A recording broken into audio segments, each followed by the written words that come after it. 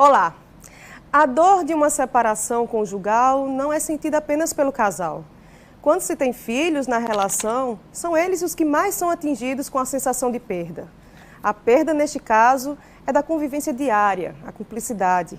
Por incrível que possa parecer, crianças são usadas pela mãe ou pelo pai como instrumentos de vingança, que quase sempre é a forma de extravasar a frustração, a raiva e até mesmo a culpa do fim do casamento.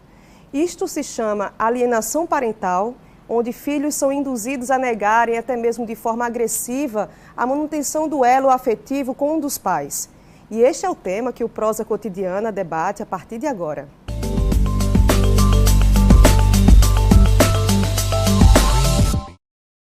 E para entender mais sobre esse assunto, recebemos em nossos estúdios a jurista Mariana Tavares de Mello. Seja muito bem-vinda, Mariana. Ed, é um prazer imenso. Obrigada pelo convite. Mariana, vamos explicar o que de fato é alienação parental e como que o direito pode ajudar para que isso ocorra menos vezes na nossa sociedade. Bom, vamos falar do direito, vamos falar então dos dramas humanos, né? E eles são muitos, sobretudo quando a gente vai para essa parte do direito de família. Eu não conheço nenhuma família perfeita, né? Tem gente que gosta de dizer, minha família perfeita é linda. Mentira sua. Sua família, né, tem problemas, como todas as demais famílias, e esse é o motivo pelo qual o direito de família cresce tanto e sofre tantas alterações para poder acompanhar as novas famílias, a sociedade, e lá vai. E dentro dessas questões existe um problema muito sério, muito grave, que é a violência psicológica.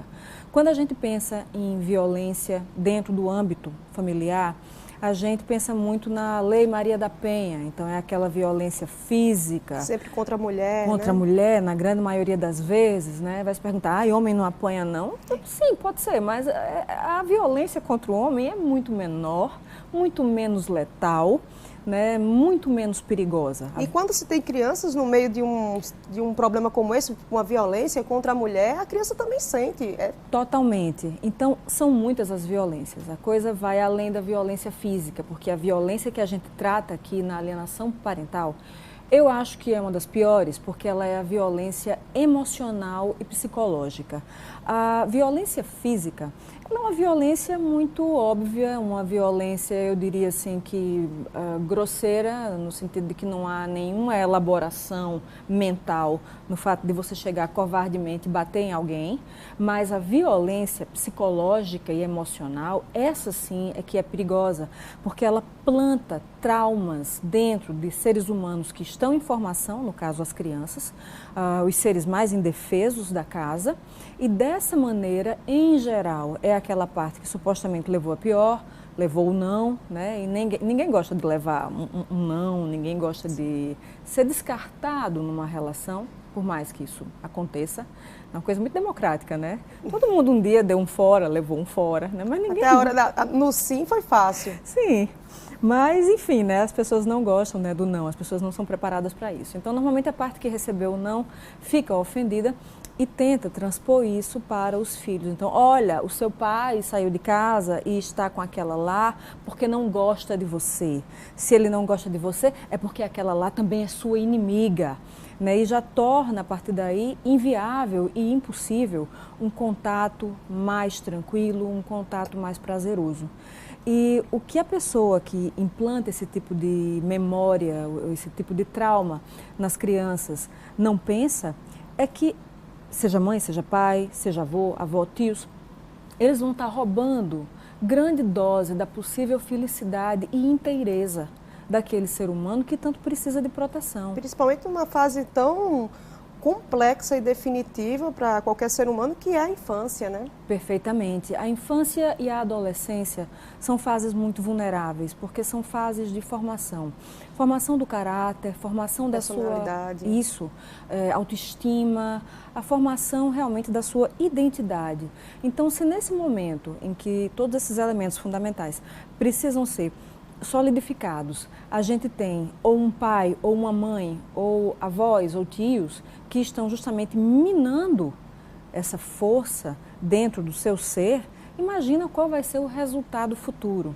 Então, muitas vezes, pessoas que passam por esses traumas de alienação parental e de coisas do tipo, são pessoas que vão ter muita dificuldade numa hora futura, no momento adulto, né, da vida adulta, de se relacionarem, né, quer seja com o mesmo gênero, quer seja com o gênero oposto. Essas pessoas vão carregar muitos traumas, mas não são traumas da pessoa, são traumas que foram incutidos por alguém que na separação ficou mal satisfeito. Assim, há alguma...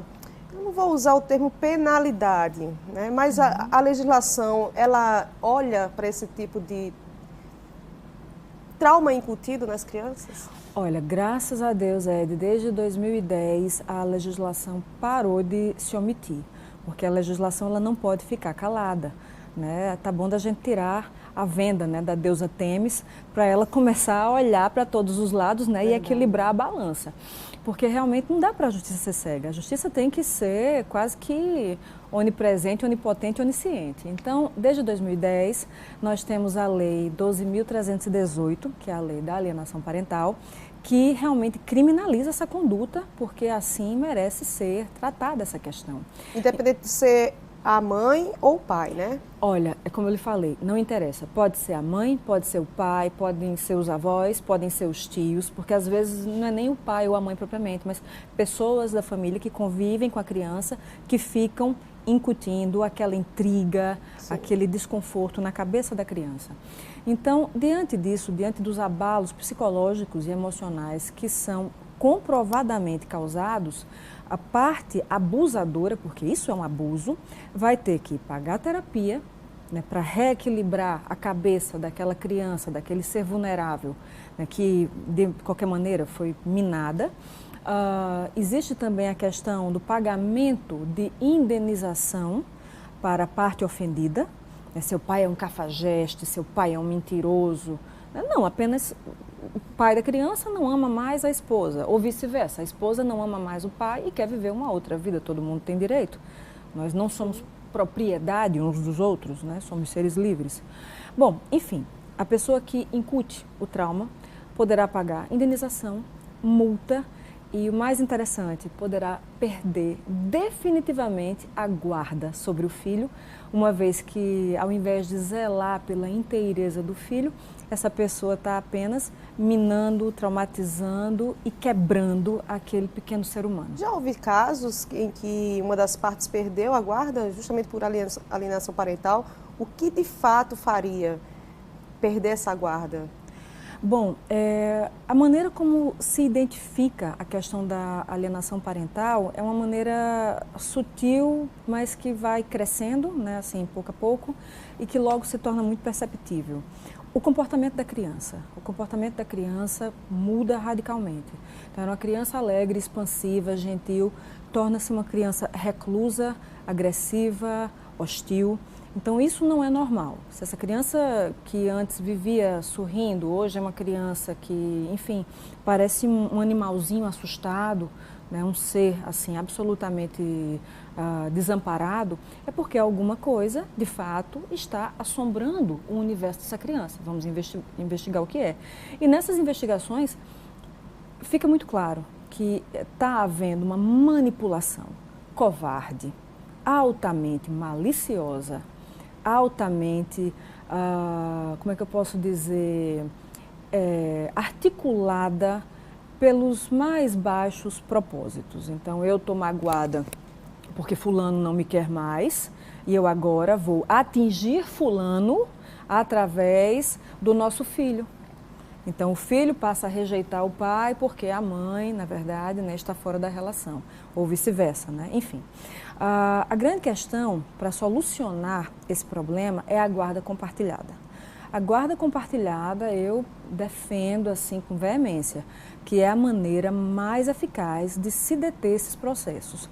Porque mesmo que alguém fique bombardeando a cabeça da criança, falando bobagens, falando mentiras, o fato do pai ou da mãe estarem convivendo de perto, indo buscar na escola, fazendo o dever, levando para o parquinho, né, dando todo aquele aparato de proteção e de atenção e de amor uma vez que a separação foi do casal e não da paternidade ou da maternidade.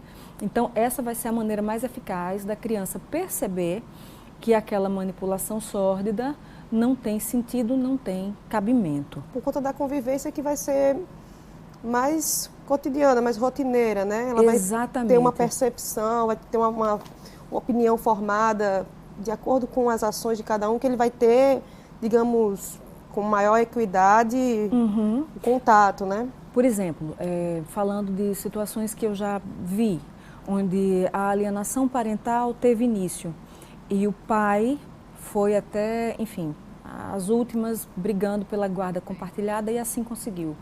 Então, a criança dormia na casa da mãe, mas ele ia buscar a criança de manhã, deixava no colégio, pegava, fazia os deveres com a criança à tarde e devolvia a criança de noite para a criança dormir na casa da mãe. Sim. Então, é um tipo de guarda que realmente, assim, eu diria que detém muitos dos abusos que podem ocorrer. E no meio desses abusos, né, que eles são muitos, tem um abuso em especial que eu acho muito perigoso, que é a síndrome das falsas memórias. Então essa síndrome... Como se dá? Falsas memórias que passam a ser incutidas na cabeça de uma criança dentro de um processo complexo de alienação parental. Por exemplo, vamos dizer que uma determinada mãe que foi abandonada, porque o pai resolveu viver outra vida, ela começa a incutir na cabeça da filha pequenininha o fato de que o pai talvez tivesse abusado dessa criança. Meu Deus. Quando isso nunca aconteceu. Digamos que o pai se separou, mas isso não faz dele um sujeito indecente, de forma nenhuma. Isso não faz dele um violador de crianças, pelo amor de Deus. Vamos separar aqui, né, as distâncias. Mas essa implantação de falsas memórias é uma coisa que cria tantos males que depois, minha Nossa Senhora, esse pequeno ser humano vai precisar gastar tanto dinheiro em terapia, né, que realmente há de se perguntar quem é o monstro nessa história. Quando a gente vê casos de guarda compartilhada e que também é identificado alguns graus de alienação parental, digamos assim, se pode falar de graus. Mas também esse impacto de dois lares, e esses dois lares muito, muito distintos, sendo que um deles tentando anular o lar da outra parte, assim, as práticas. Por exemplo, eu tenho um filho, tenho uma guarda compartilhada com outro filho, não gosto do meu ex-marido. Meu ex-marido leva o filho para a escolinha do Flamengo, mas eu só de birra levo para o do Vasco, que é o oponente, assim. Isso também pode ser considerado agressão, já que a gente está tendo essas dualidades de comportamento? A depender da maneira como as coisas são, digamos que introjetadas. Porque é um processo de desconstrução. Com certeza. Ou então uma mãe é católica e o pai é evangélico, né? Então não, esta doutrina está certa e a outra está errada e lá vai. Ele é errado por conta dessa doutrina aqui, por conta dessa atitude aqui, por conta que ele gosta de sorvete de morango. Na verdade, sorvete de chocolate que é melhor. O de morango é pecado. Né? Pois é. Olha, tudo isso são manobras, realmente, manobras de desconstrução da relação dos pais com os filhos e no final você pode até aborrecer o outro, mas o grande prejuízo, quem vai sofrer é a criança. Então eu acho que há maneiras mais inteligentes, digamos assim, de você deixar claro para o outro a sua mágoa, o seu ressentimento, sem necessariamente utilizar uma criança inocente, indefesa, que deveria estar sendo poupada ao máximo, tá entendendo? Para, digamos que, provar os seus propósitos de que você está certa, você é a coitadinha e a outra parte é a parte do mal, né, que realmente desmerece qualquer crédito. Entendi. São muito burocráticos os processos. Como é que uma parte pode chegar e dizer, juiz, como eu posso provar que de fato eu estou sendo vítima disso? Bom, primeiramente, né, uma boa e velha denúncia na delegacia ela já pode abrir esse caminho. Os conselhos tutelares também existem, né, e recebem denúncias. Infelizmente, o Conselho Tutelar do Brasil não tem o poder de polícia, como existe no Conselho Tutelar, por exemplo, dos Estados Unidos, que lá existe um serviço chamado de Children Neglected.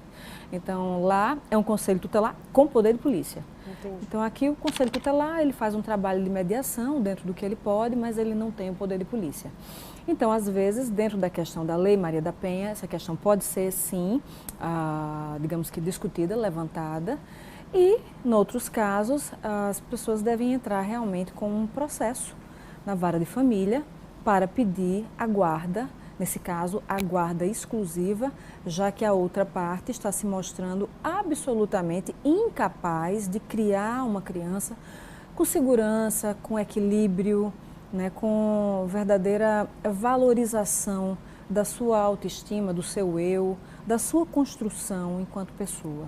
Mariana, muito obrigado pelos esclarecimentos. Acho que é nada. bacana sempre trazer em discussão esse tema que às vezes poucas pessoas conhecem. Aliás, poucos às vezes nem sabem que estão cometendo. É verdade. Muitas vezes elas fazem por uma questão de vingança, de egoísmo, e não se dão conta dentro, enfim, dos seus propósitos e da sua ignorância, não se dão conta do mal, do tamanho do mal que estão propiciando em relação àqueles que eles deveriam proteger. Então, fica esse lembrete, que muitas vezes são pais e mães que fazem isso, mas muitas vezes também são os avós e até mesmo os tios, que fazem essa rede de alienação parental e implantam memórias mentirosas e terminam craquelando aquele ser humano, né, que é a criança, que deveria receber o máximo de proteção. E a melhor maneira para se identificar isso é a mudança comportamental da criança. E psicólogos trabalham com isso o tempo inteiro. Hoje em dia, as escolas têm, né, seus núcleos de apoio pedagógico, apoio psicológico. Então, é uma coisa fácil de identificar e mais fácil ainda de combater, uma vez que você conhece a letra da lei e faz uso dela. Obrigada. De nada. Este foi o Prosa Cotidiana desta semana. Para conferir os programas anteriores, é só acessar tvdogordinho.com.br. Não se esqueça de compartilhar este vídeo com os amigos e se inscrever em nosso canal. Até mais!